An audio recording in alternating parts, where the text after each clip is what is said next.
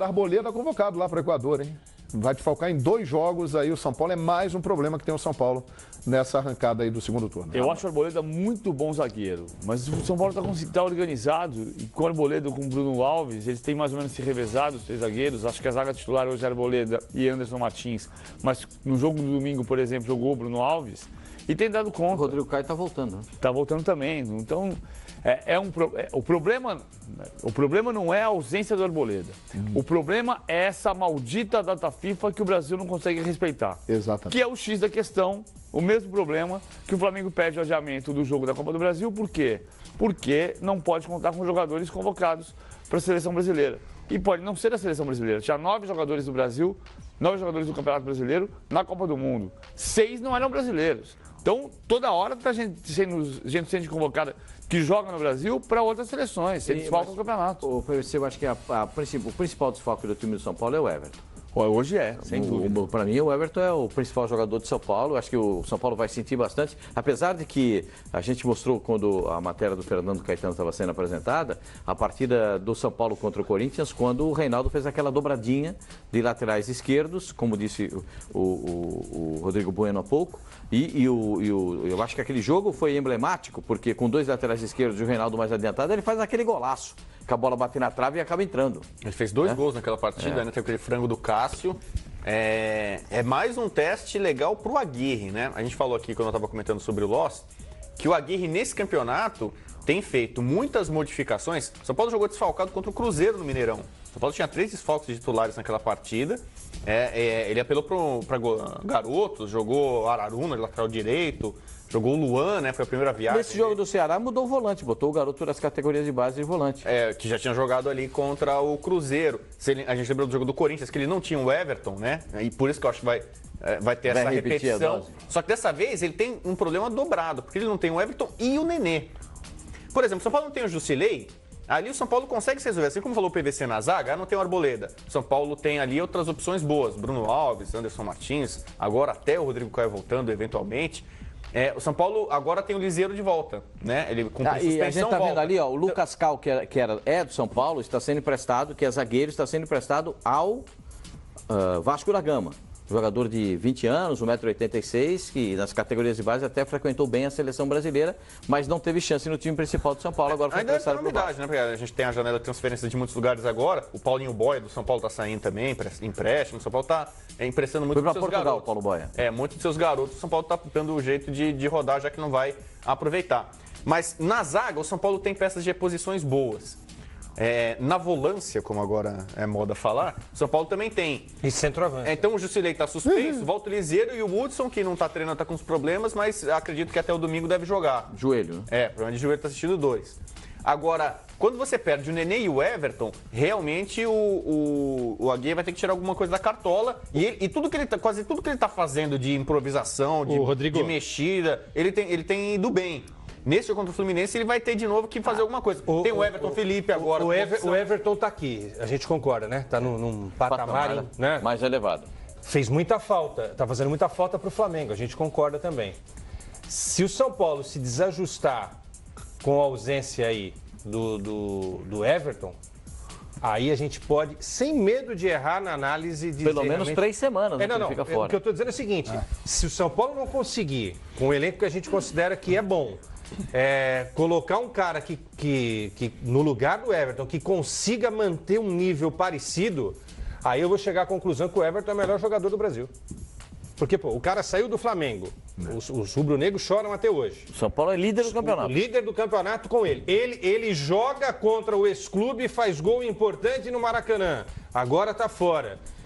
Eu queria saber o tamanho desse cara, porque em alguns momentos, às vezes eu acho que eu exagero quando eu elogio muito um jogador e exagero quando critico bastante. Aí eu vejo o Romero de um lado e o Everton do outro. Será que o Everton é tudo isso realmente que eu acho que ele seja? Eu acho que é.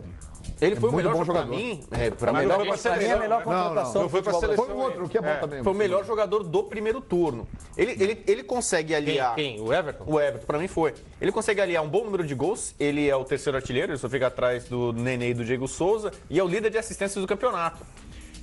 E você vê, mesmo em jogos em que o São Paulo não tá tão bem, Ele é um motorzinho. Ele joga bem. Como taticamente... tem jogador que você fala assim... Lembra o Danilo do Corinthians? Taticamente é muito bom. Tem jogo que a gente nem via muito. O Danilo mas não fez gol, não deu assistência, mas... Ele faz isso, ele é taticamente muito bom jogador, mas ele participa em muitos dos gols da equipe. Ou fazendo gols ou dando assistências. Ele realmente é um jogador difícil de substituir. O Reinaldo, até por ser canhoto, tem uma vocação ofensiva, apoia muito bem, como nesse gol decisivo aí que ele fez contra o Ceará, a jogada do Reinaldo. Acho que é o cara mais capacitado para tentar fazer essa função lá do esquerdo. Ele tem poder de marcação, poder de apoio, mas não é o único problema do São Paulo. Como eu falei, vai ter que substituir o Nenê. Aí tem o Shailon, que é um jogador com potencial, mas que muita gente deve ser o Shailon. Pode ser o Everton Felipe, que agora já é uma opção. É que o Everton Felipe tá chegando. Outra opção, fazer o que ele fez contra o Ceará. Põe um outro lateral direito, põe o Regis na lateral direita e deixa o Bruno Pérez lá avançado. Na ponta direita, o João Rojas na esquerda, mas o João Rojas não jogou do mesmo jeito quando foi pelo lado esquerdo. E o Rojas é engraçado. O Rojas está fazendo um bom campeonato, fez uma grande partida contra o Ceará. No jogo contra o Paraná, que o São Paulo empatou, por exemplo, ele foi muito mal. Fez uma partida. Ele é o Marlos Moreno do São Paulo. Porque ele é um atacante que não faz gol. Ele tem um gol pelo São Paulo, foi um gol sem querer contra o Vasco. Mas ele bagunça a defesa do adversário. O Marlos Moreno às vezes também bagunça a defesa do adversário. Só que, por exemplo, esse é um problema para atacante. Atacante que não faz gol. O Rojas, você pega o gol, vê quantos gols o Rojas fez na carreira. Eu não vejo o Rojas como atacante, eu vejo o Rojas como um meia. Mas ele é o cara que joga na frente. Joga de lado, né? Pelo lado do campo. Ele fez um gol no Vasco, aquele primeiro que a bola bateu nele e entrou, né? O Ramiro joga do lado direito e é um volante. Agora, tudo isso para pegar um Fluminense que não terá o Pedro. Nem o Gum. E nem o Gum. O Gum, que é uma referência na defesa, pela experiência dele. E o Pedro é o Pedro. Ou seja, o Fluminense... O São Paulo tem esse monte de problema aí, mas soma todos eles. Não dá o problema do Fluminense. No primeiro turno foi 1-1. São Paulo tá ganhando de 1-0, jogo controlado. O Pedro tirou um gol da cartola de cabeça, praticamente no penúltimo minuto. O São Paulo poderia muito bem ter mais 2 pontos, tivesse vencido o Fluminense aqui. Um gol do Pedro, a bola cruzada, foi uma falha do Arboleda. Pedro ganhou por cima do Arboleda. Eu acho que essa ausência do Pedro, com todos esses problemas do São Paulo, facilita a vida do São Paulo. O Kaique. O Kaique é ex-jogador do Flamengo, estava no Bahia. Mas você tem razão. É mais fácil você fazer a reposição do Everton, mesmo a gente achando o Everton todo esse jogador, e ele do que você tentar encontrar um substituto pro Pedro. O Pedro tem um peso maior para o Fluminense, na minha avaliação, do que o Everton para o São Paulo, porque o Fluminense tem um elenco que necessita mais do Pedro do que o Everton do São Paulo. Um elenco mais pobre. Os dois são decisivos. Eu acho que os dois, eu colocaria os dois se a gente está colocando o Everton num patamar, o Pedro também tem. Para mim, o Pedro. Mas pela carência do Fluminense, o Pedro não é mais importante para o Fluminense do que o Everton para o São Paulo? Eu acho que o Everton faz muita falta. O Everton faz uma falta tremenda. Você acha que está no mesmo Mas o São Paulo está redondo, né, gente? Você consegue ainda dar uma ajeitada. Mas aí é o time. O Fluminense tenta, cada técnico, se ajeitar. Vence uma, perde outra, empate, perde, vence. Eu não sei, eu acho que o Pedro faz muito mais falta. Muito mais. Muito mais. Vocês acham? Não, o Pedro é decisivo, mas para mim o Pedro fez um primeiro turno sensacional. O que o Pedro faz do time do Fluminense, cara, ele tem que ser elogiado todos os dias. Ele não tem que ser elogiado um dia. Ele tem que ser elogiado, até machucado ele tem que ser elogiado. Porque ele fazer o tanto de gol que ele fez no time do Fluminense... Puxa vida!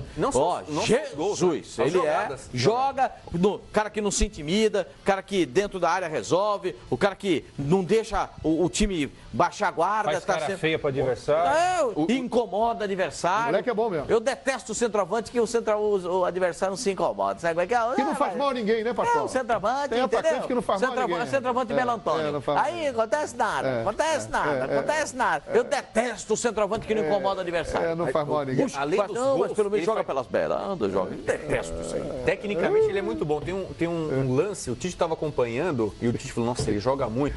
Que ele deu tipo uma caneta na área, foi no Maracanã, que ele contra o Inter. Jogo que o Fluminense perdeu, tomou um passeio. Bate pra esquerda depois. E ele a solução que ele dá pra jogada, você vê que ele não é aquele centroavante fixo, poste, cone, como ele tem recursos, um cara refinado.